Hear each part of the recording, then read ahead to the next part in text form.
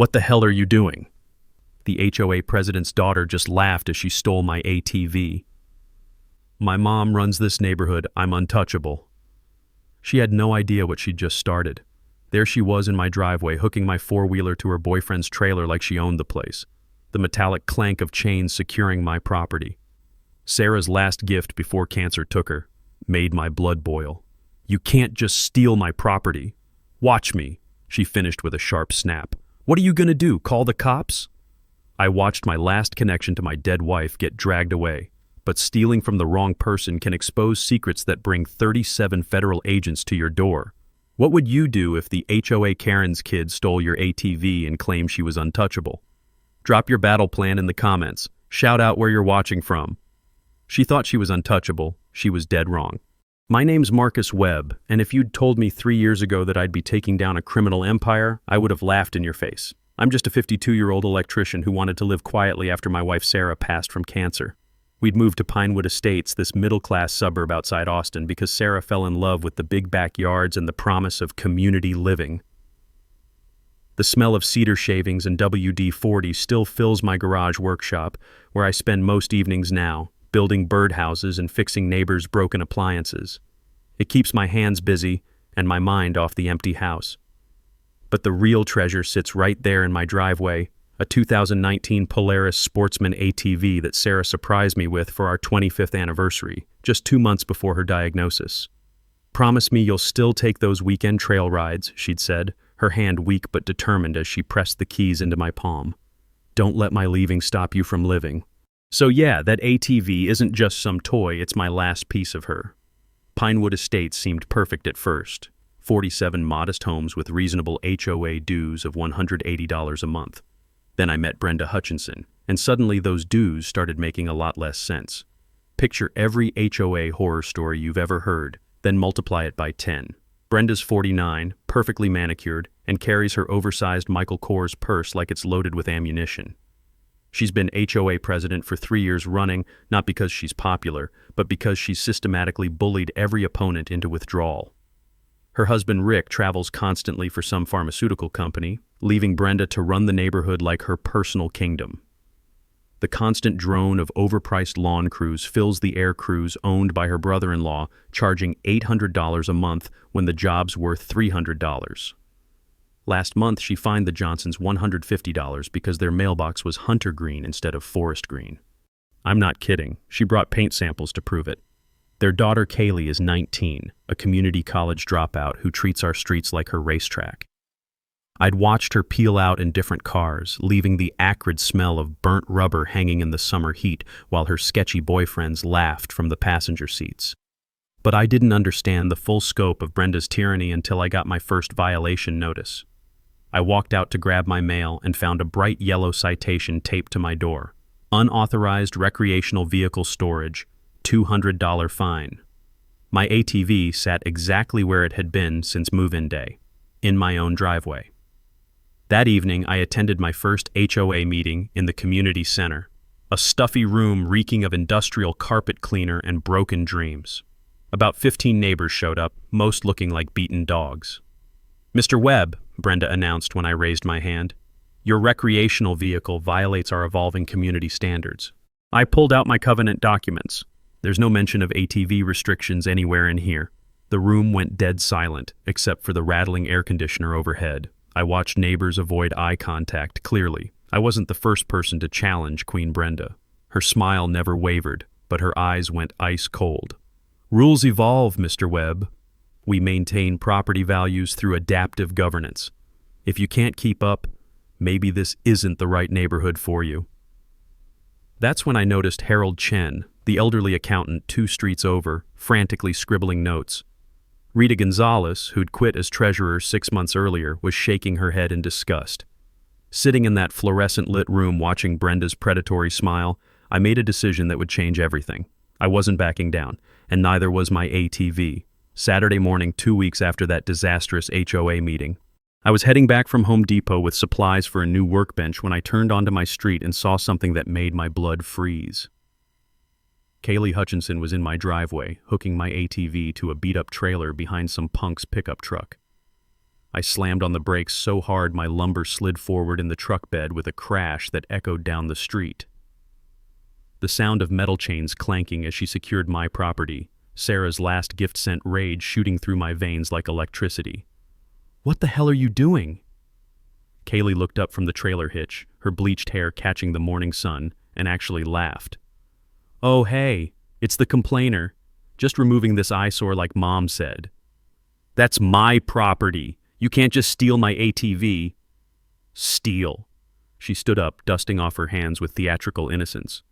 "Mom says it's illegally parked. We're just helping you comply with community standards." The boyfriend, a skinny kid with neck tattoos and dead eyes, never looked up from his phone. But I caught the bulge under his jacket and realized this wasn't some teenage prank. This had the feel of organized intimidation. "You have exactly 10 seconds to unhook that trailer before I call the police." Kaylee's laugh was like fingernails on glass. "Go ahead, old man. Mom already cleared this with Officer Davidson. He knows all about your difficulties adjusting to neighborhood rules." I pulled out my phone anyway and dialed 911. 45 minutes later, 45 minutes of watching my ATV disappear down the street while neighbors peered through curtains like they were watching reality TV. Officer Davidson finally arrived. His patrol car crunched over the gravel in my driveway, and I noticed how he took his sweet time getting out. "Mr. Webb? Got a report about a property dispute." "Dispute? That girl just stole my four-wheeler in broad daylight." Davidson was young, maybe late 20s, with the kind of mustache that screamed, trying too hard to look authoritative. He flipped open his notepad with obvious reluctance. "Well, let's see what we can figure out." 20 minutes of back and forth got me nowhere. No witnesses willing to talk, no proof of ownership on me. Kaylee's story that I'd said she could borrow it versus my word.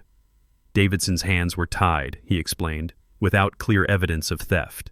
That's when Brenda's white Mercedes pulled up like cavalry arriving for the wrong side.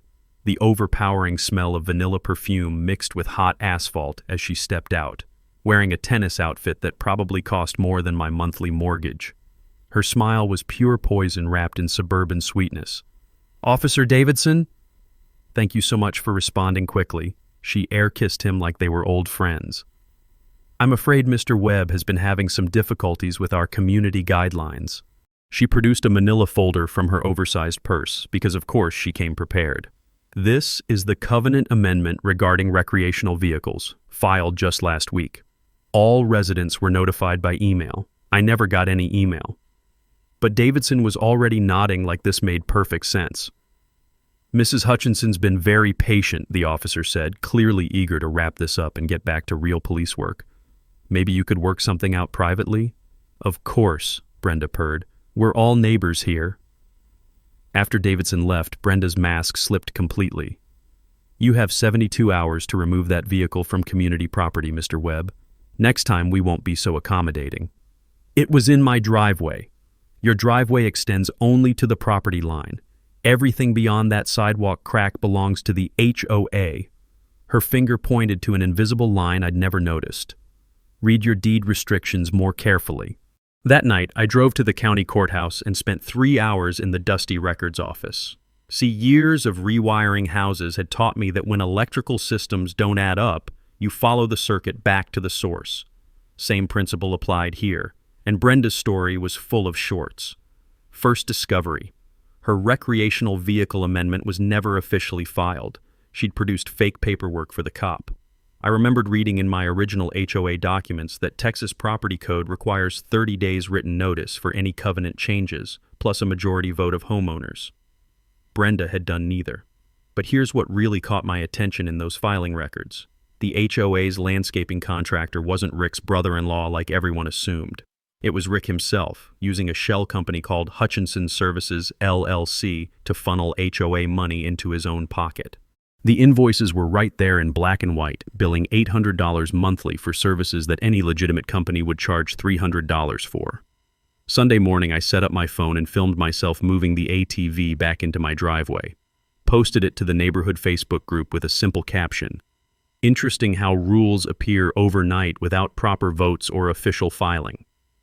23 supportive comments appeared within an hour. Mrs. Patterson from Oak Street said she'd been fighting bogus fines for months. Harold Chen mentioned irregularities in the financial reports that don't add up. Then, suddenly, I couldn't access the group anymore. Administrator privileges, the error message said. But the damage was done. Neighbors were talking and cracks were showing in Brenda's perfect facade. That afternoon, I found an anonymous note tucked under my windshield wiper. Drop this or things get much worse. The handwriting looked suspiciously like the HOA meeting minutes I'd seen Brenda scribbling. I folded the note carefully and smiled. If they thought one stolen ATV would break me, they had no idea what they were dealing with. The harassment campaign started exactly 72 hours after my Facebook post, like Brenda had it scheduled with little reminder alerts. Monday morning brought the first gift, excessive grass height, $150 fine. I walked outside with my coffee, steam rising in the cool air, and stared at my lawn. I'd mowed it 3 days ago. The grass was 2.5 inches tall, perfectly normal for Texas summer. But this was just the opening shot in Brenda's shock and awe campaign. Over 2 weeks, violation notices appeared like clockwork. Mailbox color violation, $100 fine for Hunter Green that matched every third house. Excessive noise during quiet hours, $200 fine for using my table saw at 2 p.m. Wednesday. Apparently Brenda's quiet hours included mid-afternoon. My favorite was unauthorized signage, $75 fine for my house numbers. The same brass numbers identical to everyone else's. I guess Brenda thought I was running some underground numbering rebellion. The smell of fresh citation paper became as familiar as my morning coffee. Each fine was signed with Brenda's perfect cursive, like she was autographing my misery. But here's where Brenda made her first real mistake. She got greedy and sloppy. I started documenting everything with photos and timestamps. My neighbor Harold Chen, the retired accountant, wandered over during one evidence session, clutching green tea. "You know," he said quietly, "I used to do municipal contract work. Those fines violate city ordinances." Harold's eyes twinkled behind thick glasses. "Austin Municipal Code limits HOA fines to actual damages. That grass violation, maximum penalty is $25, not $150. She's running her own casino with made-up rules." That evening, I dove into Austin's municipal code like studying for the bar exam. Harold was right. Brenda was pulling numbers from thin air. Texas Property Code Section 209.006 requires HOA fines to be reasonable and proportionate. Charging $200 for afternoon woodworking wasn't just unreasonable, it was legally laughable. Meanwhile, Brenda's intimidation escalated beyond paperwork terrorism. She started driving by 4 or 5 times daily in that white Mercedes, making her surveillance obvious. The soft purr of German engineering became my irritation soundtrack. Worse, she'd park across the street with a telephoto camera, photographing my property like I was running a meth lab instead of building birdhouses. The metallic click, click, click echoed across the quiet street, especially grating during morning coffee. Then came the neighborhood loyalty program. Brenda started buying allies with HOA fee reductions, a reverse protection racket where good behavior got rewarded. The Hendersons got monthly dues cut in half after Mrs. Henderson started leaving passive-aggressive notes about my declining property standards. But not everyone was for sale. Rita Gonzalez, the former treasurer, knocked on my door Thursday evening with a manila envelope clutched like state secrets. "I've been watching this circus," she said, nervously checking over her shoulder. "You need to see what I kept when I quit." Inside were photocopies of financial records from her tenure as treasurer. The numbers painted a disturbing picture. Pool maintenance, $800 monthly for a community pool that legitimate companies would service for $300. Security patrol, $400 monthly for one guy making 2 lazy neighborhood drives weekly. Administrative fees, $200 monthly with 0 documentation. "I started questioning these expenses last winter," Rita explained, voice tight with frustration. "Brenda said I was exceeding my authority as treasurer and pressured me to resign before I could dig deeper." As I studied the paperwork under my kitchen light, the musty smell of old documents mixing with Rita's stress smoking, I realized this wasn't simple HOA power tripping. This was organized theft disguised as community management. Friday morning brought Brenda's most brazen move. I found Kaylee spray painting SNITCH across my garage door in bright red letters. The angry rattle of aerosol and her delighted giggling as she bolted were captured in perfect high definition by my security cameras. Finally, smoking gun evidence even Officer Davidson couldn't ignore. He showed up an hour later, watched the crystal clear footage, and actually seemed interested. "That's definitely criminal mischief," he admitted. "Clear as day." But 20 minutes later, Brenda arrived with a lawyer, some slick downtown type who immediately started throwing around terms like potential digital manipulation. Even with Kaylee's face in 1080p glory, she walked away with nothing more than a warning and smug smile. That night, I sat in my workshop surrounded by familiar smells of sawdust and machine oil, studying Rita's damning financial records alongside my growing harassment citations. The pieces were forming a picture beyond petty neighborhood politics. This was about money, serious money, and people who'd gotten comfortable thinking they were above consequences. But they'd made one crucial miscalculation. They'd declared war on a widower with unlimited time, nothing left to lose, and growing evidence that their perfect scam was about to unravel. Rita's financial bombshell was just the appetizer. 3 days later, she introduced me to Harold Chen, the neighborhood's unofficial forensic accountant, who'd been quietly tracking HOA irregularities like a retired cop working a cold case. We met at Harold's house Tuesday evening, his dining room transformed into mission control. Spreadsheets and documentation covered every surface. The smell of jasmine tea mixed with musty financial records, like a library specializing in white-collar crime. "I've been an accountant for 43 years, Harold said, his arthritis-gnarled fingers dancing across calculator keys. "I've never seen bookkeeping this creatively corrupt. It's almost artistic." He spread out a color-coded timeline, red entries for questionable expenses, yellow for overcharges, blue for fabricated items. The pattern revealed systematic theft disguised as community management. "Pool chemical delivery, $400 monthly," Harold pointed to a red entry. I called the supplier. Actual cost is $89. "The difference gets funneled to Hutchinson Services, LLC. Rita leaned forward, stress smoking. "Same scam with landscape maintenance. Rick's shell company charges $800 for work worth $300. The extra $500 gets laundered through fake equipment rental fees." But Harold's detective work uncovered something far more sinister. Cross-referencing inflated payments with Rick's travel schedule revealed perfect correlation. Every major discrepancy coincided with Rick's pharmaceutical conferences in Mexico. "Gentlemen," Harold said quietly, "we're not dealing with garden-variety HOA corruption. This is money laundering using our neighborhood association as a front." The pieces clicked together. Rick's frequent Mexico trips, Brenda's desperate need to control HOA finances, Kaylee's entitled lifestyle despite having no job. They weren't just stealing from neighbors, they were washing drug money through our monthly dues.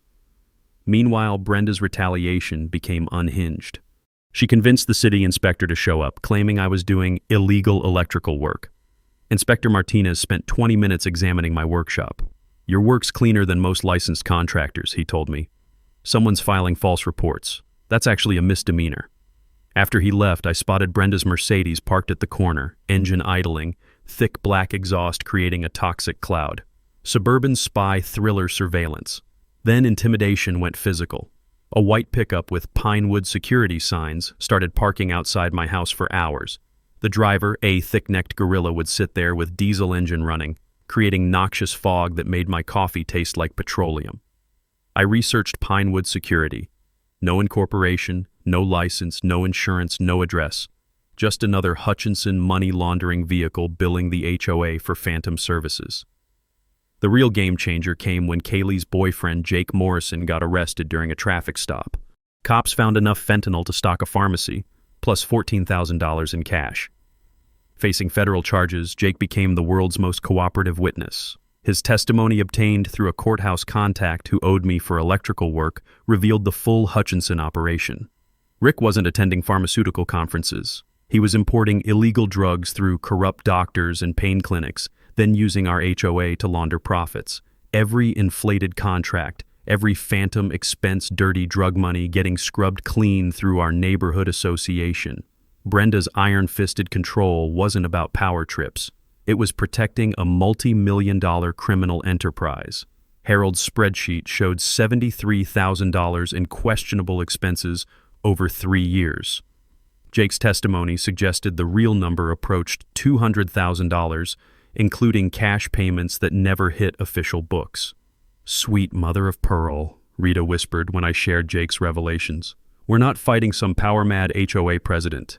We're up against a drug cartel using our monthly dues as their money laundry." That weekend, the Hutchinson family dropped all pretense. Someone shattered my workshop window and stole $1,200 worth of power tools. Security cameras captured everything, including Kaylee's distinctive butterfly tattoo as she stuffed my drill set into a garbage bag. But this time, I had a better option than Officer Davidson's reluctant investigation. Jake's arrest gave me federal jurisdiction. I called the DEA tip line. Agent Rodriguez returned my call within 2 hours. We met at a downtown Austin coffee shop, where she reviewed my evidence with focused intensity. "Mr. Webb," she said, studying Harold's analysis, "you've documented sophisticated money laundering. Combined with Morrison's cooperation, we have grounds for federal racketeering charges." She explained Rick's pharmaceutical company had been under federal surveillance for months, but they needed inside documentation for an airtight case. My evidence packet was exactly what they needed to move from investigation to prosecution. "Keep documenting everything," Rodriguez said, sliding her card across the table. "And watch your back. People laundering this kind of money don't hesitate to eliminate threats." That night, I installed motion sensors and relocated my remaining tools to a storage unit. The empty workshop smelled like motor oil and impending confrontation, because I finally understood what I was fighting. This wasn't about an ATV or HOA rules. This was about bringing down a drug trafficking operation hiding in plain sight, protected by suburban bureaucracy. And they were about to learn that messing with a widower's last connection to his dead wife was the biggest mistake they'd ever made. The breakthrough that blew this whole thing wide open came from Harold's compulsive need to alphabetize everything, a habit that drove his wife crazy but was about to expose the biggest money laundering scheme in our county's history. Thursday night, we were drowning in paperwork when Harold pulled out a folder marked Corporate Entities H2M with the pride of a magician, revealing his best trick. "I've been cross-referencing every business name in our HOA records," Harold said, cleaning his glasses, "and I found something that made my accountant brain start screaming." He spread out incorporation papers for Meridian Pharmaceutical Solutions, Rick's supposedly legitimate business empire. The documents looked official enough to fool a bank loan officer, complete with state filing stamps and embossed corporate seals. "But look at this business address," Harold pointed. "It's a UPS store mailbox in a strip mall between a nail salon and a payday loan place. What pharmaceutical company operates out of 20 square feet of rented mailbox space?" The smell of Harold's overworked printer mixing with his wife's cigarette smoke filled the room as he produced page after page of corporate records. "Here's where it gets interesting," Harold said, handing me FDA records. "Meridian Pharmaceutical Solutions has never been registered with the Food and Drug Administration. Never registered at all. No legitimate pharmaceutical company can operate without FDA oversight." The revelation hit me like cold water. Rick's entire business was a fabrication and elaborate prop designed to justify massive cash flows from sources that definitely weren't selling aspirin. Harold had traced the money through 3 layers of shell companies, like following breadcrumbs through a financial forest designed to confuse federal investigators. "Meridian Pharmaceutical receives consulting payments from unnamed Mexican entities," Harold explained. "Those funds transfer to Hutchinson Services LLC for equipment purchases. Then Hutchinson Services bills our HOA inflated amounts, effectively washing dirty money through our monthly dues." I stared at Harold's financial flowchart, complete with color-coded arrows showing money moving through corporate entities. This wasn't amateur-hour embezzlement. This was professional-grade money laundering that would impress federal prosecutors. Rita arrived just as Harold finished explaining how our neighborhood association had become an unwitting participant in international drug trafficking. She took one look at the corporate documents and immediately grasped the implications. "Sweet Mother of God," she whispered, collapsing into a chair. "Our HOA isn't just being robbed. We're actively laundering drug cartel money through our landscaping budget." The scope was breathtaking. Harold's analysis showed approximately $340,000 in suspicious payments over 18 months, but the Mexican source funding suggested the actual trafficking operation involved tens of millions. The most chilling discovery came when Rita cross-referenced HOA payment dates with local drug bust reports from newspaper archives. 3 major Austin drug seizures over the past year had occurred within 2 weeks of significant HOA expenditures. The correlation was too precise to be coincidental. "We're not dealing with neighborhood corruption," I said, the full weight settling on my shoulders. "We've stumbled into evidence of a major drug trafficking network hiding behind suburban bureaucracy." My hands were shaking as I studied the documentation. What started as a fight over my stolen ATV had uncovered a criminal conspiracy that could bring down an entire drug trafficking organization. But with that realization came sobering understanding of exactly how dangerous the Hutchinson family really was. People willing to launder millions in cartel money don't send strongly worded letters when threatened. They eliminate problems permanently. Harold carefully organized the evidence into manila folders. "We need Agent Rodriguez to see this immediately," he said quietly. "And we need to assume we're now targets of a very sophisticated criminal organization." As I drove home with copies locked in my glove compartment, I realized my comfortable suburban life had just ended forever. Tomorrow I'd hand federal agents documentation that could trigger the largest drug investigation in Austin's recent history. But tonight, sitting in my empty workshop surrounded by the familiar smell of sawdust and WD-40, I understood that the Hutchinson family would do absolutely anything to protect their multi-million-dollar criminal empire, including eliminating one annoying widower who'd asked too many questions about his stolen ATV. Friday morning, I called Agent Rodriguez with shaking hands and coffee strong enough to wake the dead. 20 minutes later, she was in my kitchen studying Harold's financial evidence with surgical focus. "Mr. Webb," she said, spreading documents across my breakfast table, "you've handed us the missing piece of a federal investigation stalled for 8 months. This connects Rick Hutchinson to a cartel operation we've been tracking from El Paso to Houston." Within 6 hours, my suburban home became an impromptu federal command center. Agent Rodriguez assembled the team: forensic accountant Jennifer Chen, Harold's daughter, paralegal Carlos Mendez, specializing in RICO cases, and a tech specialist who could hack a toaster.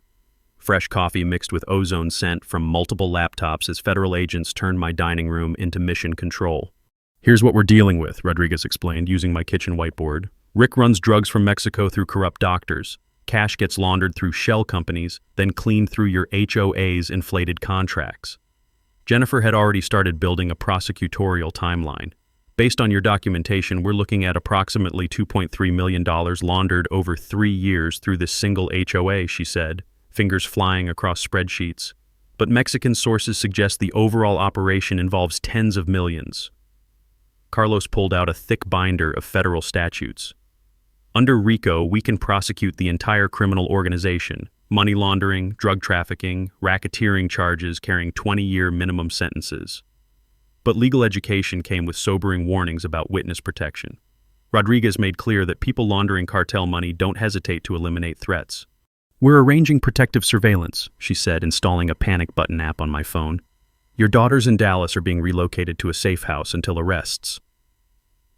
The next 72 hours blurred into evidence gathering. Harold organized 3 years of financial records into color-coded timelines showing when dirty money flowed through our neighborhood association. Rita conducted reconnaissance coffee mornings with neighbors, documenting systematic intimidation beyond my ATV theft. Mrs. Patterson had been fined $500 for excessive holiday decorations, identical to ones Brenda praised on social media. The Johnsons received $300 in bogus violations after questioning tripled pool maintenance costs. Meanwhile, the tech specialist monitored electronic communications around the Hutchinson house. Results were disturbing. "They know you're investigating," he showed me intercepted text messages. "Brenda's coordinating with someone called El Jefe about eliminating the problem." We're talking potential violence, not just legal threats.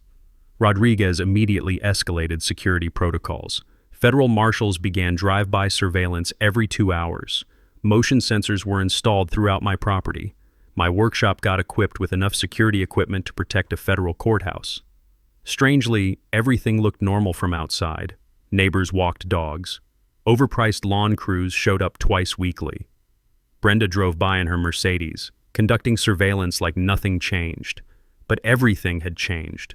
Jennifer's analysis uncovered bank records showing Rick's shell companies receiving wire transfers from known cartel networks. Carlos identified RICO predicate acts stretching back 5 years. The tech specialist documented communications between Rick and figures on federal watch lists. "We have enough evidence to arrest the entire Hutchinson family right now," Rodriguez told me during Wednesday evening briefing. "But we want to coordinate with DEA operations in Houston and El Paso to take down the entire network simultaneously." Timeline was set. Coordinated federal raids during the annual Pinewood Estates Community Barbecue in 72 hours. Maximum public exposure, witnesses, humiliation for people who'd spent years thinking they were untouchable.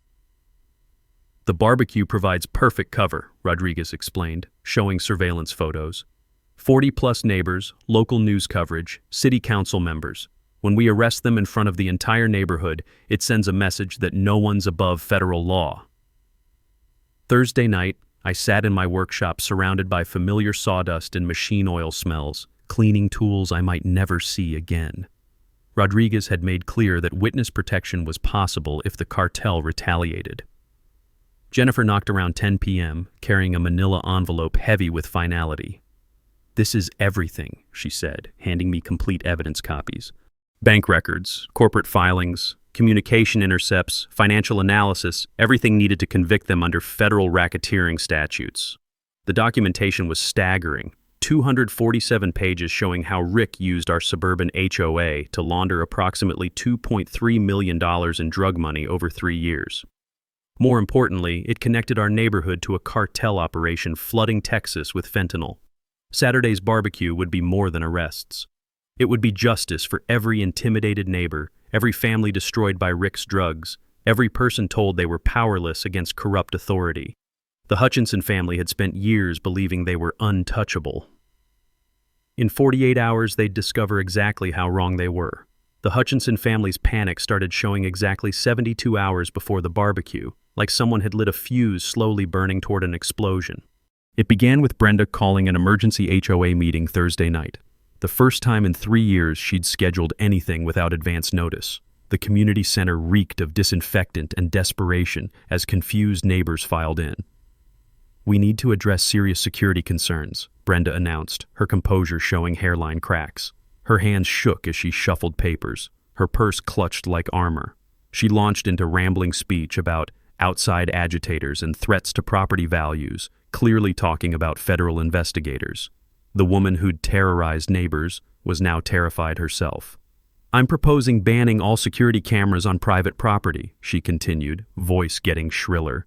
"These devices violate privacy and create suspicion." The motion died instantly. 34 neighbors voted against, 13 in favor. Her support base crumbled. Even the Hendersons voted against the ban. Harold raised his hand. "Mrs. Hutchinson, why have landscaping costs increased 300% while landscaping deteriorated?" Dead silence except for rattling air conditioning. You could hear Brenda's blood pressure spiking as her shell game was questioned publicly. "Those are complex administrative matters," she stammered, gathering papers. "This meeting is adjourned." Real desperation showed Friday morning when Rick returned early from Mexico. I watched a black Escalade pull into their driveway, followed by 2 men who weren't insurance salesmen. The tech specialist fed me real-time updates through encrypted messages. Intercepts were increasingly frantic. "Package delivery compromised. El Jefe wants full extraction by Sunday. Local heat too intense. Liquidate assets and relocate operation." Agent Rodriguez called emergency briefing Friday evening, calm demeanor replaced by tactical urgency. "They're planning to run. Rick's cartel contacts are ordering immediate evacuation before federal warrants." But running isn't easy after building a money laundering empire around suburban HOA. Rick had assets and networks that couldn't be abandoned overnight without triggering federal investigations. "They're liquidating everything," Jennifer reported, laptop showing real-time transfers. "Rick's moving money between shell companies, trying to get cash offshore before we freeze accounts." Federal investigators had been watching those accounts for weeks. Every transfer was documented as additional evidence. Saturday morning brought brazen desperation. 3 men in expensive suits knocked on my door, smiles as fake as Rick's pharmaceutical company. "Mr. Webb, we represent business interests preferring to resolve this privately," the lead guy said with polite menace. Our clients offer substantial compensation for your discretion. I kept my hand near the panic button while studying these thugs. Bulges under their jackets weren't well concealed. Gentlemen, I think you have me confused with someone who gives a damn about your client's problems. Their smiles disappeared. Some problems have permanent solutions. We'd hate for you to become one. Interesting, I said, showing them the recording app running since they knocked. Threatening federal witnesses carries 10 years minimum. They left without another word, but the lead guy photographed my house number. Rodriguez had federal marshals surrounding my property within 20 minutes. They're getting desperate, she explained, reviewing audio. Desperate people make mistakes, and mistakes give us additional charges. Saturday afternoon brought news that Rick was caught at Austin Airport trying to board a private jet to Nicaragua with $200,000 cash and false documents. Federal agents arrested him on the tarmac, adding flight risk and passport fraud charges. But Brenda and Kaylee were still at large, still planning to attend Sunday's barbecue. Either they didn't know Rick was arrested, or they were planning something requiring federal tactical response. We're treating tomorrow as high-risk operation, Rodriguez told me during final briefing. Full tactical support, medical standby, media coordination. If they're planning violence, we're ready. That night, I sat in my workshop surrounded by familiar sawdust and WD-40 smells, thinking about Sarah. She'd bought me that ATV because she wanted me to keep living after she was gone. I doubted she'd imagined it would lead to bringing down a drug cartel, but she'd always said I was stubborn enough to take on the world when I believed in something.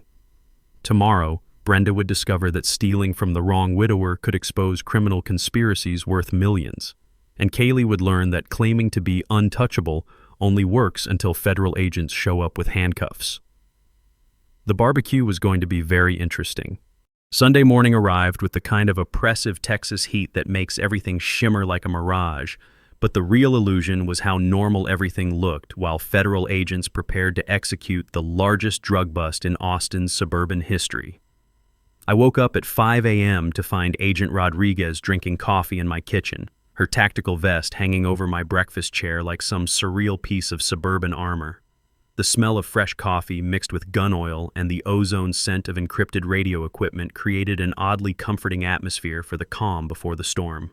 Final briefing in 30 minutes, she said, checking her watch with the precision of someone who'd coordinated dozens of federal raids. 37 agents from DEA, FBI, and IRS are already positioned throughout the neighborhood. This is the culmination of an 8-month investigation that extends from here to El Paso. The coordination was staggering in its complexity. Rodriguez showed me surveillance photos of agents disguised as joggers, dog walkers, and utility workers who'd been infiltrating the neighborhood since dawn. Federal communications vans were parked 3 blocks away, monitoring every electronic signal around the Hutchinson house. Brenda and Kaylee have no idea Rick was arrested yesterday, Rodriguez explained, adjusting her earpiece. They're still planning to attend the barbecue, probably hoping to maintain appearances while planning their escape.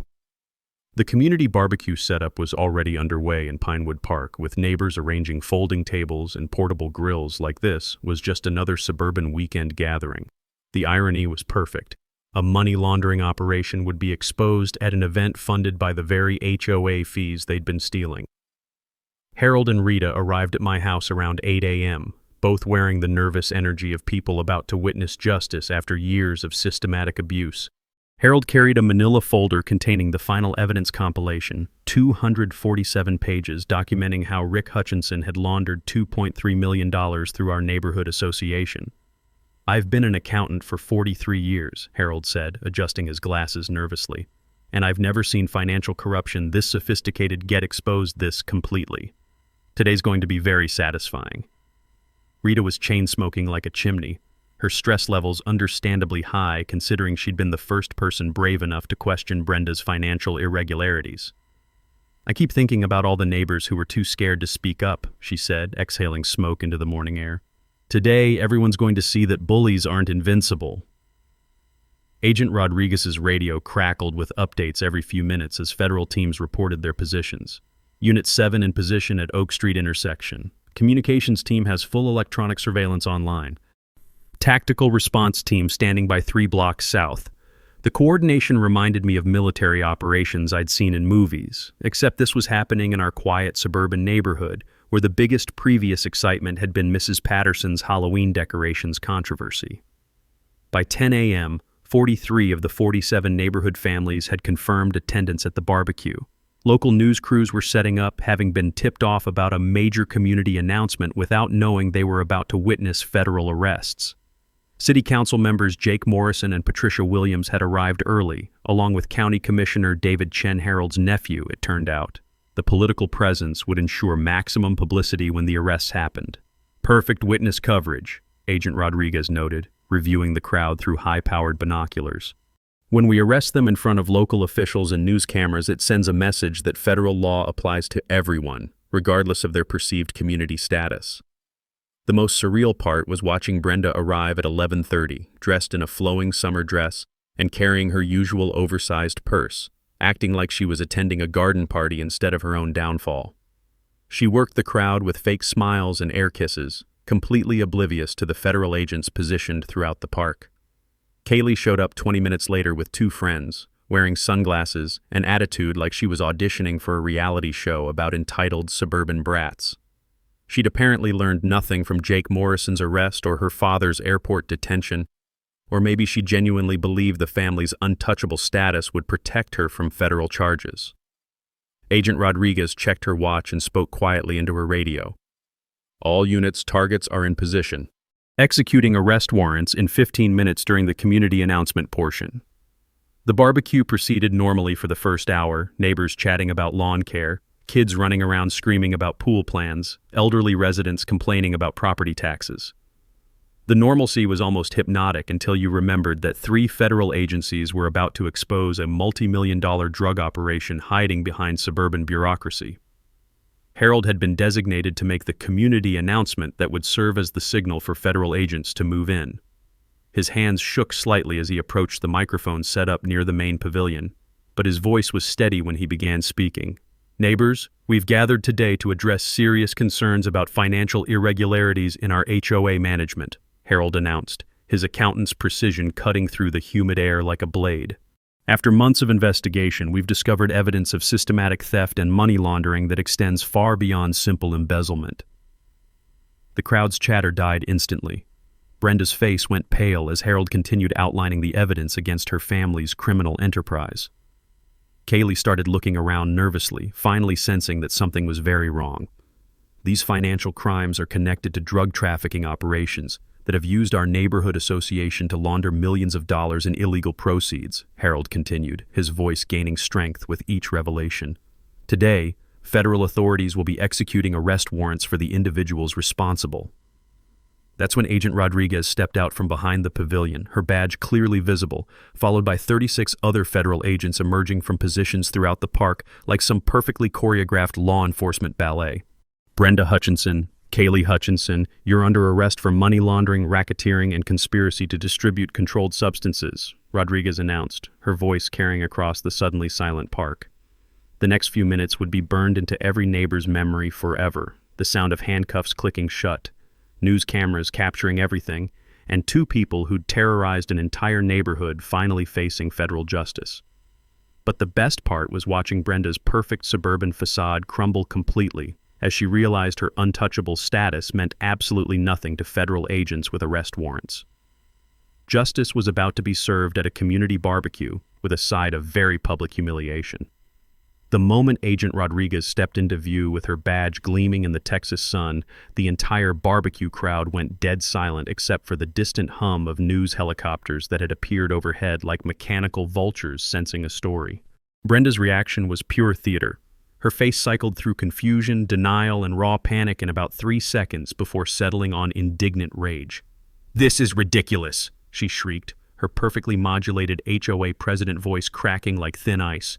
"You can't arrest me at a community event. I have rights."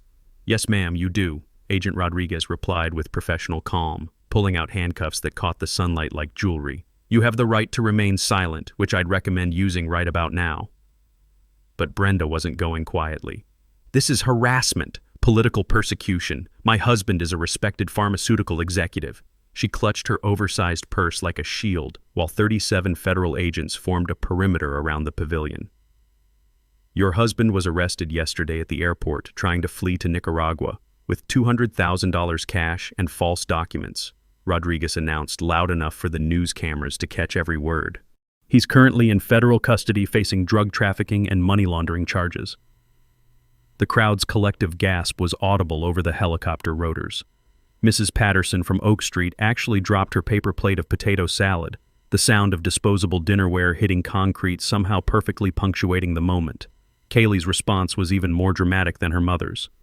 "You can't do this to us," she screamed, backing away from approaching agents like a cornered animal. "My family runs this place. We're untouchable. You don't know who you're messing with." That's when Agent Rodriguez delivered the line that would be replayed on local news for weeks. "Miss Hutchinson, your family has been running a drug trafficking operation disguised as HOA management. The only thing you're touching now is federal prison time." City Councilman Jake Morrison, no relation to Kaylee's arrested boyfriend, stepped forward with his phone recording everything. "Agent Rodriguez, can you explain to our community what these arrests are about?" "Certainly, Councilman. The Hutchinson family has been using Pinewood Estates HOA to launder approximately $2.3 million in drug trafficking proceeds over 3 years. They inflated maintenance contracts, created phantom expenses, and used shell companies to wash money from Mexican cartel operations." The crowd erupted in angry murmurs as neighbors realized their monthly HOA dues had been funding a criminal enterprise. Mr. Henderson, who'd received discounted fees for supporting Brenda, looked like he wanted to crawl under a picnic table and disappear. Every bogus fine, every inflated contract, every mysterious administrative fee was part of a money laundering scheme that connected your neighborhood to a network responsible for distributing fentanyl across Texas, Rodriguez continued, her voice cutting through the chaos with prosecutorial precision. Harold stepped up to the microphone, his moment of vindication finally arriving after months of being dismissed as a paranoid old man. "Neighbors, the evidence is overwhelming. Bank records, corporate filings, communication intercepts, everything needed to prove the Hutchinson family turned our community association into a front for organized crime." Brenda made one last desperate play for sympathy. "These accusations are fabricated. Mr. Webb has been harassing us for months, filing false reports because we enforced community standards on his illegal vehicle." I'd been standing quietly near the pavilion, but that accusation demanded a response. Agent Rodriguez nodded for me to approach the microphone. "Mrs. Hutchinson," I said, my voice carrying across the silent crowd, "your daughter stole my ATV because your family thought they were above the law. But that theft led to discovering your husband's drug trafficking operation and your money laundering scheme." The news cameras swung toward me as I continued. "For 2 years, you terrorized neighbors with bogus fines while stealing from our HOA to wash drug money. You thought being HOA president made you untouchable." I paused, looking directly at Brenda as federal agents moved closer with handcuffs ready. "Today, you're finding out that federal law doesn't care about your neighborhood politics." That's when Kaylee completely lost control. "You destroyed my family, you psycho!" she screamed, lunging toward me before being intercepted by 2 agents who handled her struggling form with professional efficiency. "We were somebody!" "You're nobody." Agent Rodriguez's response was ice cold. "Miss Hutchinson, your family destroyed themselves. Mr. Webb simply refused to be your victim." The handcuffs clicked shut with metallic finality as both women were read their rights. The sound echoed across the park, captured by multiple news cameras and cell phones held by neighbors who finally understood the scope of corruption that had been hidden in plain sight. "Brenda Hutchinson, you're charged with conspiracy to commit money laundering, racketeering under the RICO Act, and conspiracy to distribute controlled substances," Rodriguez announced. "Kaylee Hutchinson, you're charged with theft, vandalism, criminal threats, and conspiracy to commit money laundering."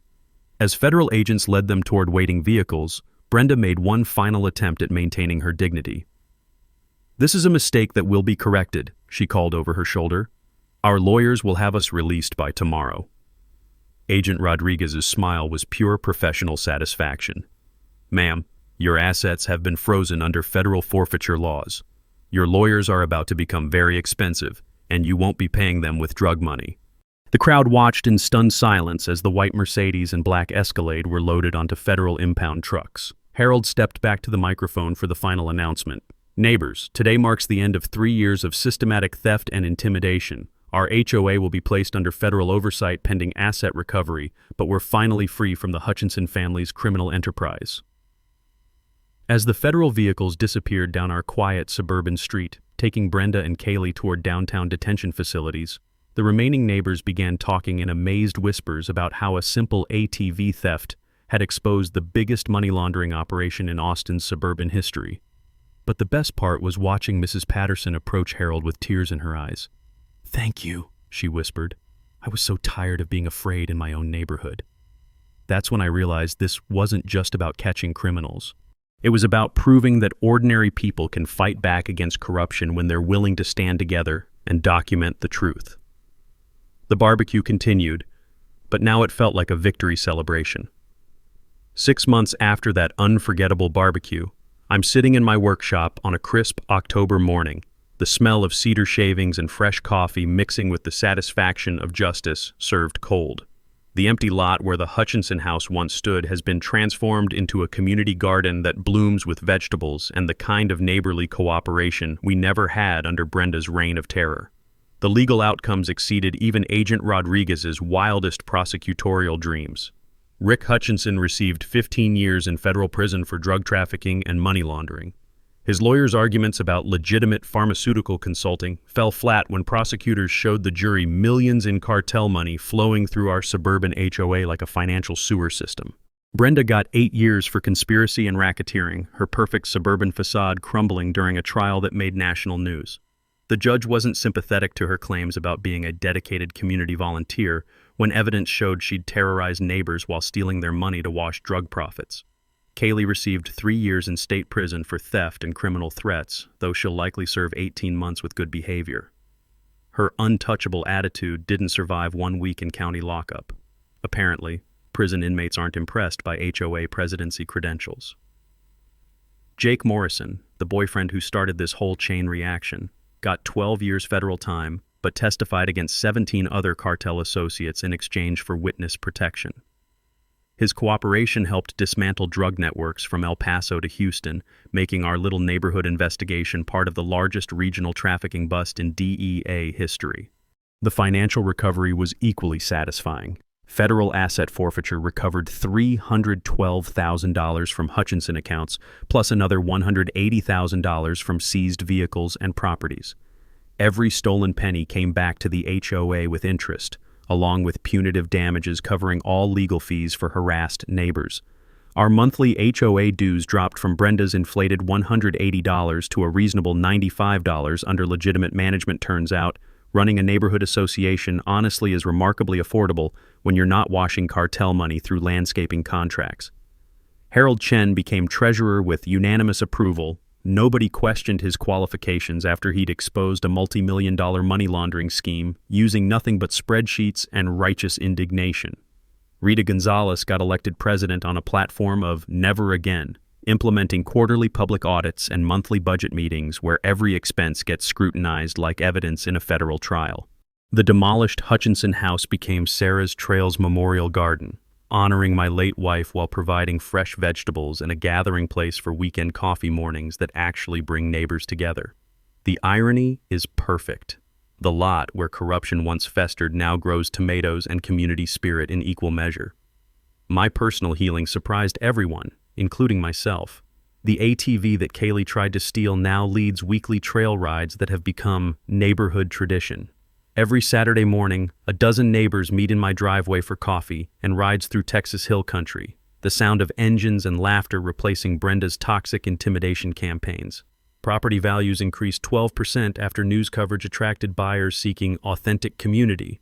Apparently, people will pay extra to live somewhere that proved corruption doesn't win. The waiting list for Pinewood Estates homes now stretches 6 months, with realtors specifically mentioning our proven resistance to HOA abuse as a selling point.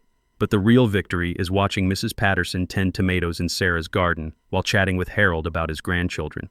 For 3 years, Brenda's systematic harassment had isolated neighbors from each other.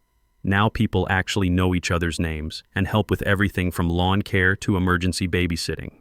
The case became a national cautionary tale about HOA corruption, inspiring new Texas legislation requiring enhanced financial reporting for all homeowner associations.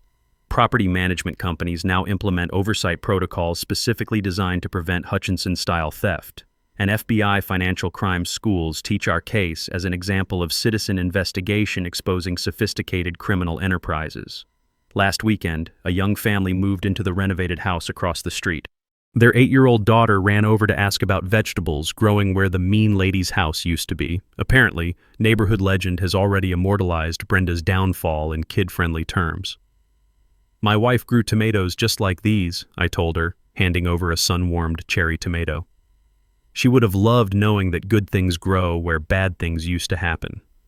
The smell of rich soil and growing plants filled the morning air as neighbors gathered for coffee, Harold sharing calculations about money saved under honest management, Rita updating everyone about other Texas HOAs requesting help investigating suspicious finances. But mostly, we just enjoyed being neighbors who could trust each other again. The ATV sits in my driveway exactly where this whole adventure started. No longer a source of conflict, but a symbol of what happens when ordinary people refuse to accept corruption as normal. Sarah's workshop photo still shows her grinning and mud-splattered, thumbs up like she's approving the fight that honored her memory. Here's what I learned. Sometimes standing up to petty bullies exposes massive crimes. Sometimes one stolen ATV can bring down an entire criminal empire.